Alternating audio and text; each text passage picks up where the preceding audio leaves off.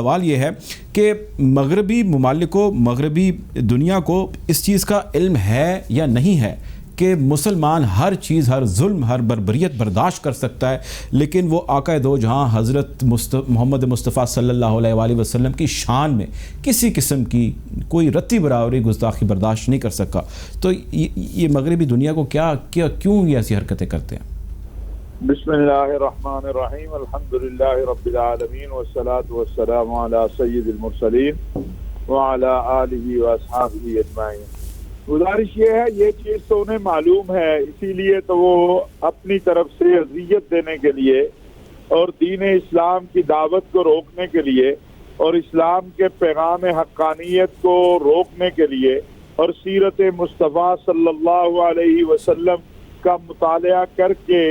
اسلام سے کی دولت سے مالا مال ہونے والوں کو روکنے کے لیے یہ سارے اعمال کر رہے ہیں۔ ان کا خیال ہے کہ وہ خاکے بنائیں گے، وہ توہین کریں گے، وہ قرآن کو جلائیں گے، تو اس سے جو لوگ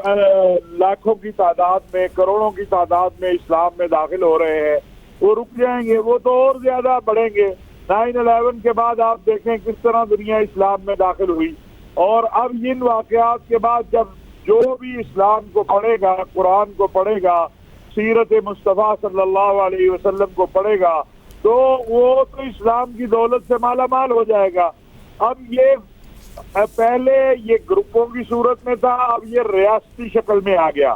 اور فرانسیسی صدر نے جو کچھ کیا اور جو کر رہا ہے اس سے واضح ہو گیا کہ یہ کس انداز سے اسلام اور مسلمانوں سے کھیلنا چاہتے ہیں، اور اس کا واحد حل یہ ہے کہ امت مسلمہ متحد ہو، جیسا کہ آج وزیر اعظم پاکستان نے تمام اسلامی ممالک کے سربراہوں کو خط لکھا ہے کہ آؤ مشترکہ طور پر اس پر اپنا ایک موقف اپنائیں۔ اگر ہم دیکھیں تو اب بھی 57 اسلامی ممالک میں سے بہت سارے ہیں جو خاموش ہیں، انہیں اپنی یہ خاموشی توڑنی چاہیے، اور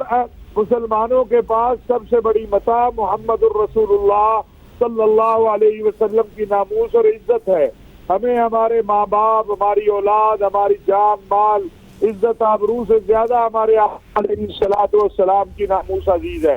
لہذا جس طرف آج وزیر اعظم پاکستان نے پوری امت مسلمہ کو دعوت دی ہے اور عالم اسلام کو دعوت دی ہے، میں سمجھتا ہوں ہم سب کو مل کر آگے بڑھنا ہے۔ ہمارے لیے نقطہ اتحاد اللہ کی توحید، محمد عربی صلی اللہ علیہ وسلم کی رسالت و ختم نبوت، اصحاب رسول اہل بیت کی عظمت و صداقت اور حرمین شریفین کا الاقصیٰ ہے۔ اب وقت آ گیا ہے کہ مسلم امہ فیصلہ کرے کہ ہم نے اپنے مقدسات کا تحفظ کرنا ہے، ہم نے اپنے مقدسات اور اپنے ممالک کا دفاع کرنا ہے، ہم نے اسلام کے نام پر جو دہشت اور وحشت پھیلانے والے ہیں ان سے اعلان براعت کرتے ہوئے ان کو روکنا ہے۔ اسلام کا کیا تعلق ہے اس دہشت اور وحشت سے جو کر کے اسلام کے نام پر یہ الزام ٹھوک دیا جاتا ہے؟ کائنات عالم میں سب سے بڑا دہشت گرد وہ ہے جو رسول اللہ صلی اللہ علیہ وسلم کی ناموس کی توہین کرتا ہے، اس کے بعد وہ دہشت گرد ہے جو اسلام کا نام دہشت گردی کے لیے استعمال کرتا ہے۔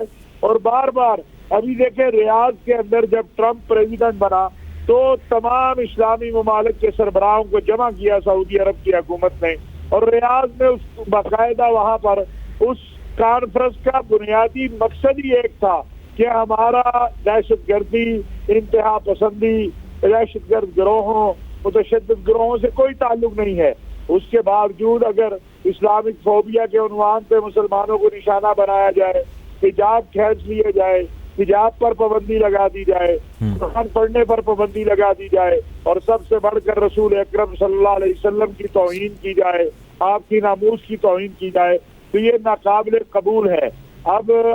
اس کے اوپر پوری امت کو متحد کرنا ہے۔ اس سلسلہ میں الحمدللہ ہمارے وزیر اعظم صاحب بھی، اللہ انہیں جزائے خیر دے، وہ بھی اپنی کوشش کر رہے ہیں، وزیر خارجہ بھی ایک حکومتی ذمہ دار ہونے کے ناطے اسلامی ممالک سے، عرب ممالک سے رابطے ہم کر رہے ہیں، اور ہمیں امید ہے کہ انشاءاللہ اس کے اوپر ایک متفقہ موقف جو ہے وہ دنیا کے سامنے آئے گا کہ ہمیں ہر چیز قبول ہو سکتی ہے لیکن آقا علیہ الصلوۃ والسلام کی توہین قبول نہیں ہو سکتی۔ ہماری جان مال عزت آبرو سب کچھ ہمارے آقا علیہ الصلوۃ والسلام پر قربان ہے۔ اچھا مولانا صاحب، مجھے یہ بتائیے گا کہ آپ چیئرمین بھی ہیں علماء کونسل کے، اسپیشل ایڈوائزر بھی ہیں وزیر اعظم کے ان امور پر، یہ بتائیے کہ آپ نے علماء کونسل نے یونائٹڈ نیشن سے حال ہی میں بھی 1-2 روز پہلے مطالبہ کیا ہے کہ اس کو ایک جرم بنایا جائے، ایک سزا کے طور پہ اس کو کرائم کنسیڈر کیا جائے، کسی بھی ایسے عمل کو جس سے آقا دو جہاں حضرت مصطفیٰ صلی اللہ علیہ وسلم کی جو ہے وہ ذات اقدس میں کسی بھی قسم کی گستاخی کریں یا اسلام کے بارے میں کوئی بات کریں۔ تھوڑا سا ہمیں ذرا اس کے بارے میں ہمارے ویورز کو بتائیے گا کہ یہ مطالبہ ہے کیا اور اس کا فائدہ کیا ہے؟ دیکھیے، پہلی بات تو یہ ہے کہ ہم یہ سمجھتے ہیں کہ جب تک اقوام متحدہ کی سطح کے اوپر اس توہین کے سلسلے کو عالمی جرم نہ قرار دیا جائے، یہ سلسلہ جو ہے یہ جاری رہے گا، کیونکہ جو متشدد گروہ ہیں وہ یہ سلسلہ جاری رکھیں گے، اور جو اسلام سے خوفزدہ لوگ ہیں وہ اس طرح کی شرارتیں اور خباثتیں کرتے رہیں گے۔ لہذا اس پر عالمی سطح پر اقوام متحدہ کے پلیٹ فارم پر قانون سازی ہونی چاہیے، اور یہی مطالبہ محترم وزیر اعظم صاحب نے گزشتہ سال اقوام متحدہ میں کیا تھا۔ اسی طرح جو خطوط لکھے ہیں ان میں بھی یہی ہے۔ اگر 57 اسلامی ممالک جو ہیں، اور میں یہ آپ سے بتاؤں صرف اسلامی ممالک نہیں، دنیا کا امن پسند ہر شہری جو ہے وہ یہ چاہتا ہے کہ یہ سلسلہ بند ہو۔ رسول اکرم صلی اللہ علیہ وسلم پوری دنیا کے لیے رحمت للعالمین، کائنات کے لیے، چرند پرند کے لیے، حیوانات نباتات کے لیے، تو جب آقا علیہ الصلوۃ والسلام کی تعلیمات ہی امن، محبت، رواداری اور رحمت کی ہیں، تو پھر یہ خاکے بنانا، یہ شرارتیں کرنا، ان کا علاج ایک ہی ہے، وہ ہے عالمی سطح پر اس کو جرم قرار دیا جائے۔ اور اس کے لیے وزیر اعظم صاحب نے آج دعوت دی ہے پورے عالم اسلام کے سربراہوں کو، اور ہمیں امید ہے انشاءاللہ آپ دیکھیں گے کہ اگلے ہفتے میں انشاءاللہ تعالی جو ہمارے اسلامی عرب ممالک کے سفراء ہیں ان سے بھی ہم مل رہے ہیں، ان سے بھی ہم اس معاملے پہ مشاورت کر رہے ہیں، اور اللہ تبارک و تعالیٰ کے فضل و کرم سے آپ دیکھیں گے کہ ہمیں بہت بڑی اس سلسلہ میں یہ سعادت ملے گی۔ اور ہم یہ سمجھتے ہیں ہمارا کام محنت کرنا ہے، اور اللہ کریم دیکھ رہے ہیں، اور انشاءاللہ ہماری یہ محنت کامیاب ہوگی۔ ہم آقا علیہ الصلوۃ والسلام کے سامنے سرخرو ہونا چاہتے ہیں کہ جب ہم روزہ رسول صلی اللہ علیہ وسلم کا حاضری دیں، یا قیامت کے دن رسول اللہ صلی اللہ علیہ وسلم کے سامنے ہماری حاضری ہو، تو ہم یہ کہہ سکیں کہ آپ کی ناموس و عزت کے لیے ہم بھی ان میں شامل تھے جو جدوجہد کر رہے تھے، یا جنہوں نے آپ کی ناموس اور آپ کی عزت پہ حملہ کرنے والوں کے خلاف صدا بلند کی تھی۔ انشاءاللہ میرا اللہ ہمیں سرخرو کرے گا، اور میں یہ چاہتا ہوں کہ پوری پاکستانی قوم، میری اپیل ہے، التجا ہے، التماس ہے، یہ ایک مسئلہ ہے ہم سب کا، ہم سیاست کرتے رہتے ہیں، اس موقع پر وزیر اعظم پاکستان کے اور حکومت پاکستان کے اس موقف کے ساتھ پوری پاکستانی قوم کو کھڑا ہونا چاہیے کہ آئیے مل کر یہ ایک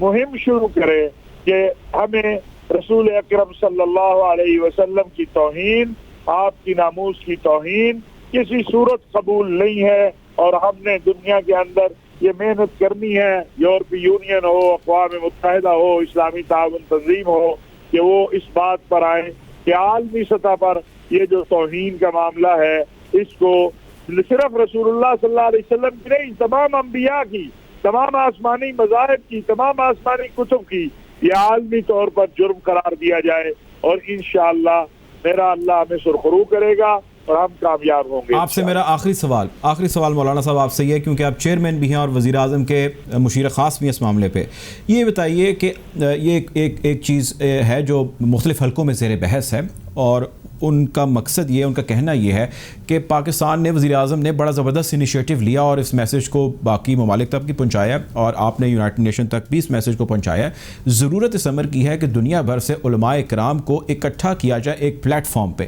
اکٹھا کر کے کوئی مذہبی اسکالر جو ہے وہ بیٹھے ہیں اور ایک ڈیبیٹ کا آغاز کیا جائے، پاکستان اس کا انیشیٹو لے، کوئی اسلامک آئیڈیالوجی کانفرنس جیسی کوئی ایونٹس اکٹھے کیے جائیں تمام علماء کرام کے ساتھ، اور اس ایونٹ کو اکٹھا کر کے ایک اسٹریٹجی مرتب کی جائے جس سے کچھ ایسا سولوشن نکالا جائے، اس سولوشن کو لے کے آگے بڑھا جائے۔ اس کوئی کانفرنس کے حوالے سے کوئی انیشیٹو، کوئی پلان آپ لوگ کر رہے ہیں؟ دیکھیے، دنیا میں جو 3-4 بڑی تنظیمیں ہیں مسلمان لیڈروں کی، مسلمان علماء کی، وہ سب سے ہم رابطے میں ہیں۔ مجلس حکماء المسلمین، شیخ الازہر جو ہے، اور شیخ بن بیہ، اسی طرح رابطہ عالم اسلامی جو ہے، اسلامی تعاون تنظیم جو ہے، یورپی مسلم علماء کی جو مسلم یورپی یونین ہے، ہم رابطے میں ہیں اور ہم اپنی حکمت عملی جو ہے، مشاورت جو ہے وہ سب سے کر رہے ہیں. اور میں نے جیسے عرض کیا کہ انشاءاللہ ثم انشاءاللہ اللہ پاک ہمیں سرخرو کریں گے. ہم محنت کر رہے ہیں اور دعا گو ہیں کہ رب کریم ہمیں توفیق دے کہ ہم آقا علیہ السلام کی ناموس اور عزت کے قانون سازی جو عالمی سطح پر جو ہے اس میں کامیاب ہو سکے. اور انشاءاللہ میں لوگوں سے بھی یہ عوام الناس سے بھی اپیل کروں گا کہ وہ احتجاج ہر جمہوری معاشرے میں حق ہے لوگوں کا، اور اتنی بڑے سانحے کے اوپر، لیکن اس کے ساتھ ساتھ یہ بھی ذہن میں رکھیں کہ اپنے املاک کو یا اپنے ہی لوگوں کو نقصان پہنچانا یا اپنے ہی وطن کی چیزوں کو توڑنا یہ ہمیں اجتناب کرنا ہوگا. ایک مؤثر بھرپور احتجاج اور اس کے ساتھ ساتھ عملی کردار. ہمیں اب ضرورت اس بات کی ہے کہ ہر مسلمان اپنی زندگی کے اندر سیرت مصطفیٰ صلی اللہ علیہ وسلم کو لائے، عملی طور پر ایسا نظر آئے کہ دنیا کہے کہ یہ محمد عربی صلی اللہ علیہ وسلم کا ماننے والا ہے، نہ یہ جھوٹ بولتا ہے، نہ یہ غیبت کرتا ہے، نہ چوری کرتا ہے، نہ منافع خوری کرتا ہے، نہ قبضے کرتا ہے، نہ لوگوں کے املاک پر جو ہے وہ قبضہ کرتا ہے، یتیموں کے سر پہ ہاتھ رکھتا ہے، فقراء مساکین کا ساتھ دیتا ہے، زیر دستوں کے ساتھ کھڑا ہوتا ہے زبردستوں کے سامنے. تو ہمیں اپنا کردار بھی اعلیٰ کرنے کی ضرورت ہے اور اس کے ساتھ ساتھ ہمیں اس طرف بھی توجہ دینے کی ضرورت ہے. بہت شکریہ جی، بہت شکریہ. ہمارے ساتھ موجود تھے مولانا طاہر اشرف، وزیر اعظم کے معاون خصوصی ہیں مذہبی امور پر، چیئرمین میں ہیں پاکستان علماء کونسل کے. آپ کے وقت کا بہت شکریہ.